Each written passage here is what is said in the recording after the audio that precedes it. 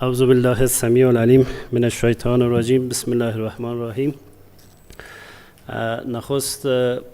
سلام عرض می کنم به تمام حضار محترم مجلس ما، شما، به نماینده های رسانه های صوتی و تصویری افغانستان و همینطور یک سلام خاص و ویژه از طریق رسانه های محترم به ملت شریف افغانستان دارم. صحبت های مفصل را جناب رئیس ارائه کردن. ما از اینکه سوابق پروژه هم توضیح داده شده، مشخصا میخوایم که روی برنامه ها و پلان های انکشافی اداره خط آهن افغانستان در سال روان، یعنی در سال مالی 1402 به صورت پروژه‌وار خدمت شما توضیحات را عرض کنم.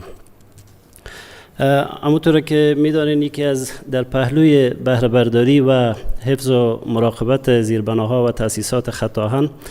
یکی از فعالیت‌های عمده و بسیار مهم و اساسی اداره خط آهن ساخت و توسعه زیربناهای خط آهن است. یکی از پروژه‌های زیربنایی که در نظام قبلی به صورت دولت به دولت با جمهوری قزاقستان و یکی از شرکت‌های قزاقستانی به امضا رسیده بود به مبلغ 58.5 میلیون دلار، یک بخش 1% کمی از پروژه در اون زمان پیش رفته بود و بعد از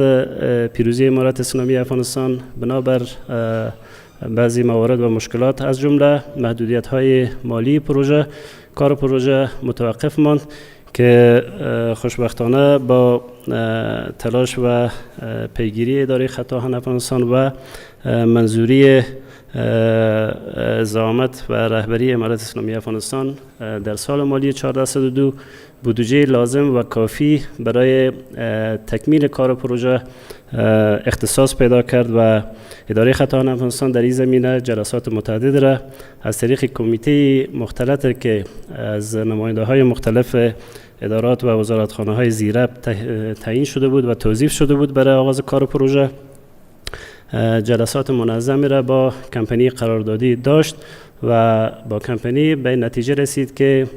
بلافاصله کار پروژه را آغاز کنند. بنابراین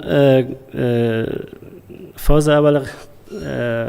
قطعه 4 خط آهن خاف هرات به طول 43 کیلومتر یکی از پروژه های خاص و مهم اداره خط آهن افغانستان هست که در نظر داره که امسال کارزی پروژه را پیش ببره و آغاز کنه و پیش ببره و ظرف 16 ماه آینده 100% کار پروژه تکمیل شود. با تکمیل این پروژه خط آهن قطعه 3 تا منطقه رباط پریان هرات در مجاورت سرک بایپاس هرات ادامه پیدا میکنه. پروژه دیگه‌ای که از اهمیت خاص برخوردار هست بر اساس پیشنهاد اداره خط آهن افغانستان و تایید کمیسیون اقتصادی امارت اسلامی افغانستان و متعاقباً تصویب کابینه امارت اسلامی افغانستان 2 پروژه مهم در مسیر خط آهن از خاف و با عبور از ولایت سمت شمال افغانستان به طرف مزار شریف و اتصال به خط آهن موجوده حیرتان مزار شریف، از این مسیر 2 پروژه تعیین شده. اول فاز 2 قطعه 4 هست که از رباط پریان تا میدان هوایی هرات امتداد پیدا میکنه. دیتیل دیزاین این پروژه و تمام اسناد داوطلبی پروژه آماده هست و آماده شروع ساختمان از این پروژه است. و پروژه دوم پروژه اندخوی شبرغان هست. بر اساس فیصله کابینه اداره خط آهن افغانستان این اجازه را حاصل کرده که کار ساختمان این پروژه را با استفاده از منابع مالی حاصل از از استخراج معادن در از این ولایات این پروژه زیربنایی کار ساختمانش آغاز شود و به بهره برداری برسه در سال آینده و پیش بره. البته ما موضوعات مهم رو پیش رو داریم در پروژه فاز دوم قطعه چهارم پروسه استملاک در حدود 70% پیشرفت داشته و 30% دیگه هم امید است که به زودی کار از او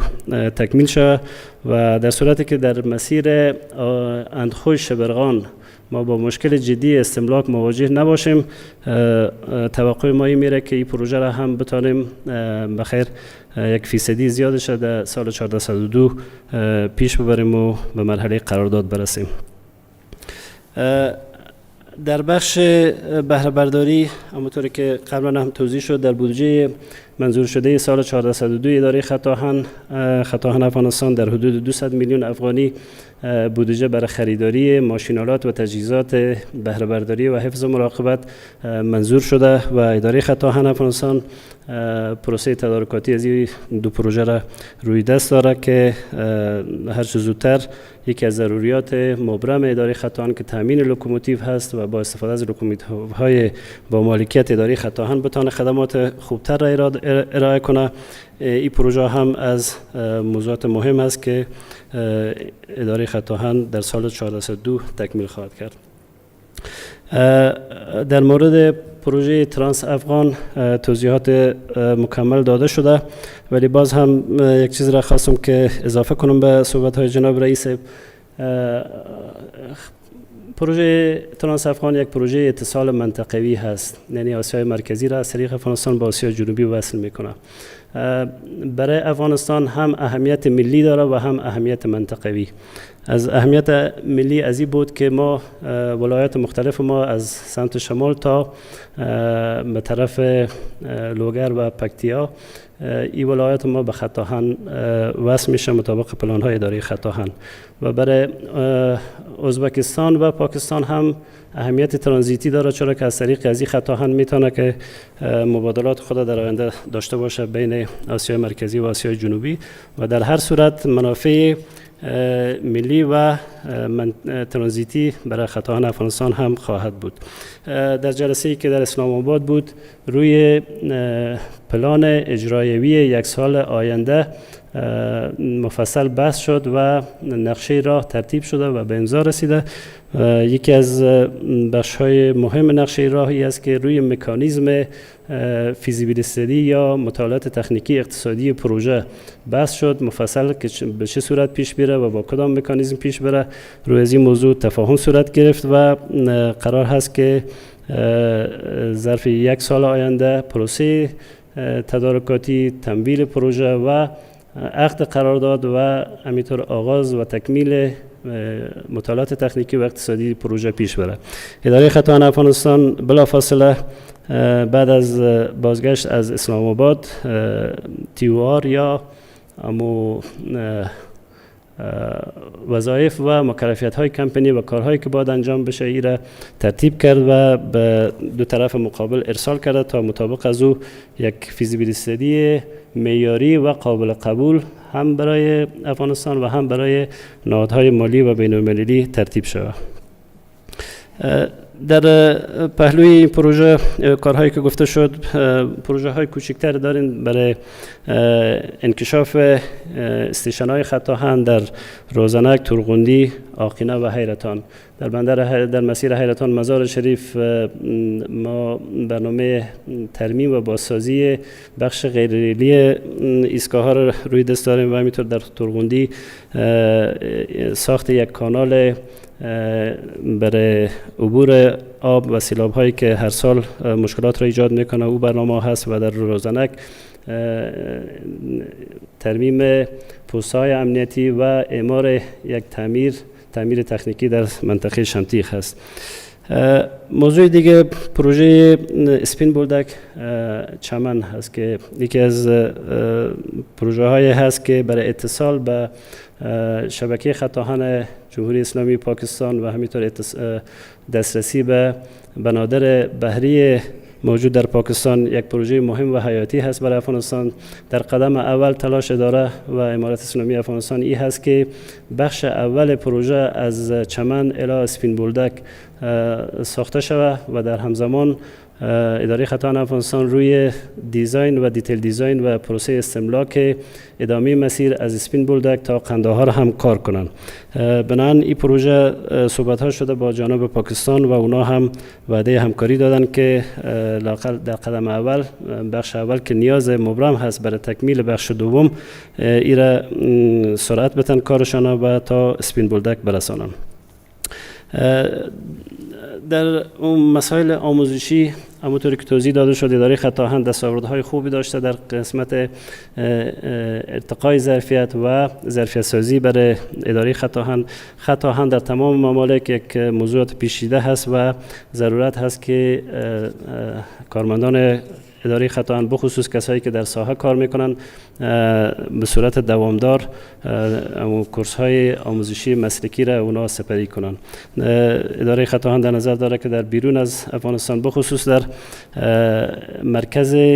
مدرن و پیشرفته‌ای که در لاهور پاکستان در بخش خطاهان موجود هست اداره ایرا در نظر دارن که تا از این مرکز به شکل موثرتر و خوبتر بتونه برای ارتقای ظرفیت و تدویر دوره‌های آموزشی استفاده کنه. خب با توجه به اینکه اعزام کارمندان برای دوامدار یا طولانی مدت به بیرون از افغانستان مشکل است، وقتگیر است، بنابراین انستیتوت و تجهیز و فعالسازی انستیتوت هم یکی از برنامه‌های مهم اداره خطاهان افغانستان هست که در این سال روی دست دارد تا که انستیتوت اداره خطاهان که آموزش‌های مسلکی را نظر به ضرورت خود ما در اونجا برگزار کنند و کارمندان بتوانند که به صورت خوبتر وظایف و مسئولیت‌های مسلکی خود در ساحات پیش ببرم. من اضافه‌تر صحبت ندارم. باز اگر در بخش سوالات کدام موضوعی باقی مانده باشه در خدمت هستم. بسیار زیاد تشکر.